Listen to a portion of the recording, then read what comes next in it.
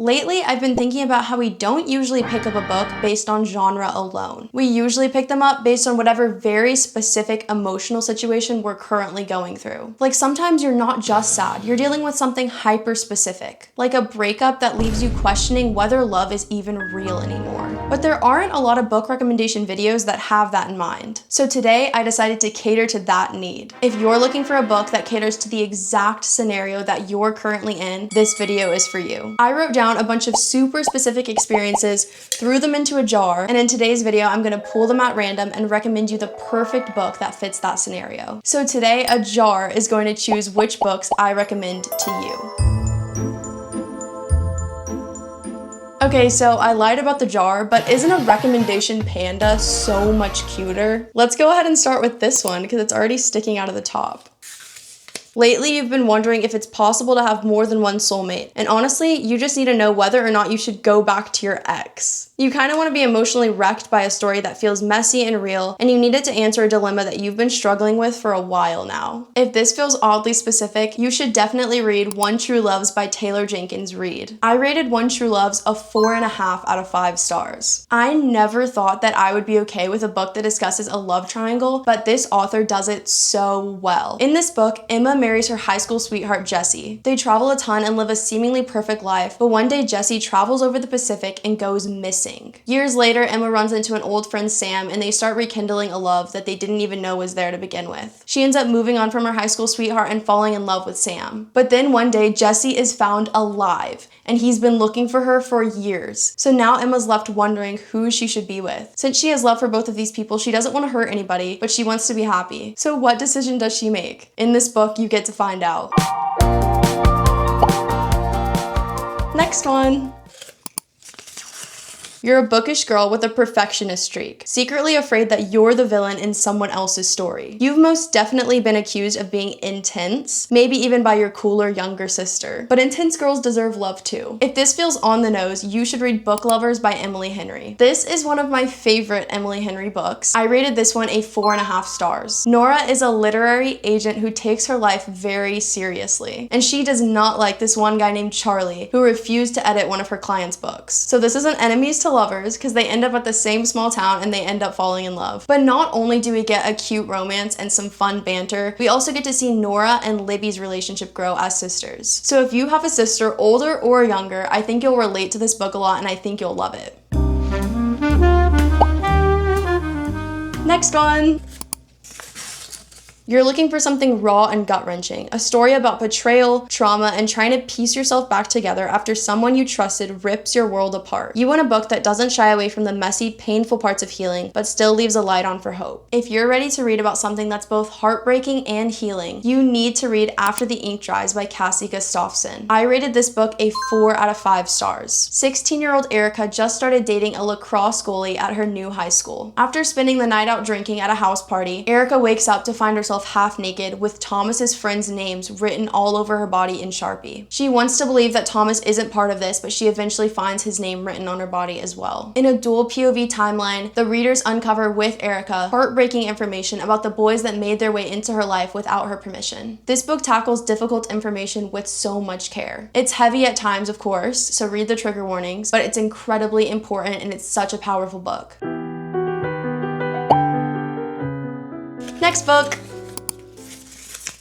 You want an intense, angsty, painful, but beautiful love. A love that you're reminded of every time you hear your favorite song come on. A love that reminds you of how deeply you love music. If this sounds like a love you long for, you need to read How to Kill a Rock Star by Tiffany D. Bartolo. I rated How to Kill a Rock Star 4.5 stars, and I bawled my eyes out reading this book. Eliza is a music journalist who meets Paul, the lead singer and songwriter of a band called Banana Fish. The only thing they love more than rock music is each other. But when the band's signed by a corporate label, Paul starts to have some internal struggles and Eliza thinks that she has the perfect solution. There are some heavy topics in this book, so make sure you look up the trigger warnings, and there's also heavy miscommunication. So if that's something that bothers you, keep that in mind. But if you can get past all of that, it's a wonderfully entertaining story. But if you love music and you can't wait to find someone that loves it as much as you do, you will love this book.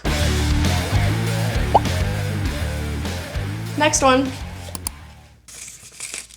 You feel weirdly disconnected from everyone lately, like you're watching your life instead of living it. You're equal parts anxious and numb, and small talk feels exhausting. You've been quietly spiraling about morality, death, and the bizarre fact that we all just exist here, pretending like everything's normal. If this feels oddly specific, you should definitely read Everyone in This Room Will Someday Be Dead by Emily Austen. I rated this book a 4.5 stars. It was incredible. It was exactly what I needed when I picked it up because I was feeling that exact thing. So if you also relate, you should definitely read this book. Gilda, an atheist lesbian struggling with anxiety, finds an ad in the newspaper for therapy at a Catholic church. Although it's not necessarily part of her beliefs, she's open to healing, so she goes to this church and she ends up running into Father Jeff, who thinks she's there for a receptionist position. Since she hates confrontation so much, she ends up taking the job. So as you can imagine, she ends up in quite the predicament trying to fake being a Catholic while she knows inside that she's an atheist and she's also a lesbian and they're not very accepting in the church. Although this book is silly and odd at times, it's also deeply reflective. It's such a good example of how much and how often people disregard mental illness because it's often unseen. Because anxiety is something that people struggle with internally, it's often misdiagnosed or dismissed completely. And this dismissal is incredibly destructive to someone's life and their mental health overall. And this book shows that candidly. So if you think you can relate to Gilda, you will probably love this book.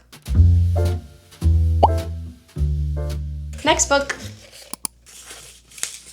You love thrillers, but you hate gore. You want to feel the adrenaline of survival and the unease of a terrifying unknown from the safety of your own room. You're craving a story where humanity's desperation is pushed to the edge. If this sounds interesting, you should read Bird Box by Josh Malerman. I was shocked to have rated this book a 4.5 out of 5 stars. Something is out in the world that when seen causes people to react in violent, dangerous, deadly ways. So at this point, the world has been completely destroyed and there are very few survivors. Among the living are Mallory and her 2 young children. For the past couple years, Mallory has been envisioning herself escaping with her kids to a sanctuary, but it's 20 miles away and she has to travel by boat blindfolded. This book was so thrilling. The ambiance and setting are incredible. And although it's undisclosed what we're actually supposed to be afraid of, it was such a good read. So if that sounds interesting to you, I definitely recommend that you pick it up.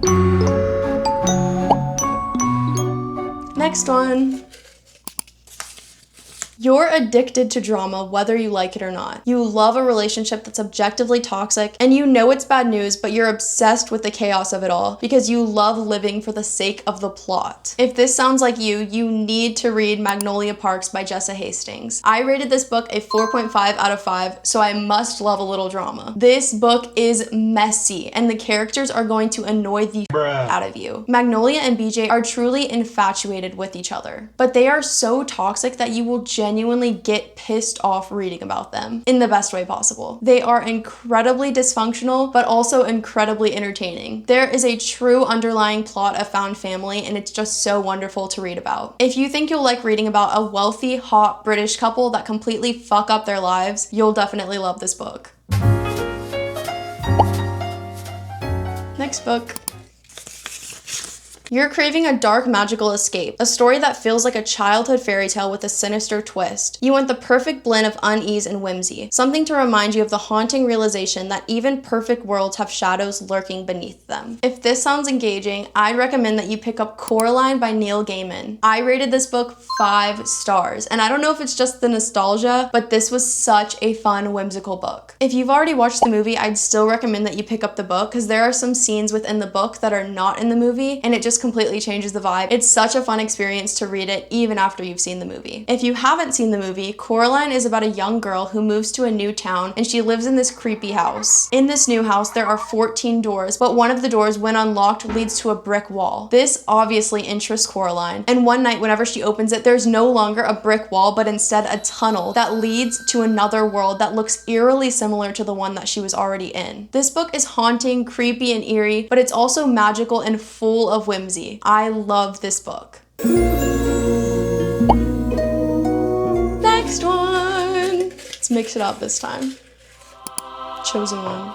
You're over the predictable dystopias where everyone has to fight for survival. You want to read about a world that makes you question morality, the value of life, and confront the uncomfortable truth that the beauty of human existence is that we all die in the end. If this sounds interesting to you, I would recommend that you read Scythe by Neil Shusterman. I rated this book a 4 out of 5 stars. In this world, humanity has conquered all forms of natural death. And because of this, the population must be controlled by a group of people called the Scythes. These people must meet a murder quota every year at their own discretion. Citra and Rowan are chosen to master the art of killing, and they do not want to. They are opposed to this idea, but that makes them perfect candidates for being a Scythe. This book was so interesting. Not only is there a little subplot of romance, which I loved, this book also makes you reflect about morality, life and death, and if living in a utopia is truly ever possible. If any of this sounds interesting to you, you should definitely read Scythe. It's part of a series, but I read the first one and I felt satisfied by the conclusion. So although I do want to continue the series, I feel like you don't have to if you're not interested in it after you read the first book.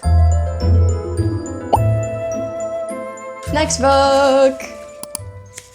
You understand and relate to grief, but you're also weirdly comfortable with it. You're looking for something that's eerie, gory, and unsettling, but still tender. Something that reminds you of your humanity, how frightening and imperfect the world is, but how deeply emotional a human connection can be. If this sounds interesting to you, you should definitely pick up The Har by David Sodergren. Muriel is an old woman who lives in a Scottish fishing village by the sea. An overseas property developer is looking to completely flatten this quaint village, and the people that live there are not going to stand for that. In this book, you get to read about such a cute group of older friends, and their dynamic is so adorable, and these people are so developed, although they're barely even seen on the page. At one point, a fog called the Har completely consumes the village, and this fog brings dramatic change for not only the village, but especially to Muriel's life. This book is graphic and gory, so keep that in mind. There is body horror, there is a lot of blood, there is murder, there is death, and there is also talk of grief. But it is somehow so sweet and beautiful. So yes, it's unsettling and gory and scary, but it's also so wholesome. I know this doesn't seem like it makes sense, but it somehow does. This book shocked me. I was expecting blood and gore based on the cover, but I was not expecting to almost cry at the pages. I love this book, and I definitely recommend that you give it a try. Okay, we've made it about halfway through the jar. I say we stop here, but if you guys want to see the rest of this jar, let me know in the comments and I'll make sure to make a part 2. Including the ones in this jar, this was basically a list of all my favorite books of all time, my highest rated books, and I've been reading since like 2020. I hope you got a book rec or 2 out of this video, and if you did, and if you end up reading them, make sure you let me know what you thought in the comments below. If you liked this video, consider giving it a like, and if you like me, consider subscribing. Thank you so much for watching. I'll see you guys next week. Bye!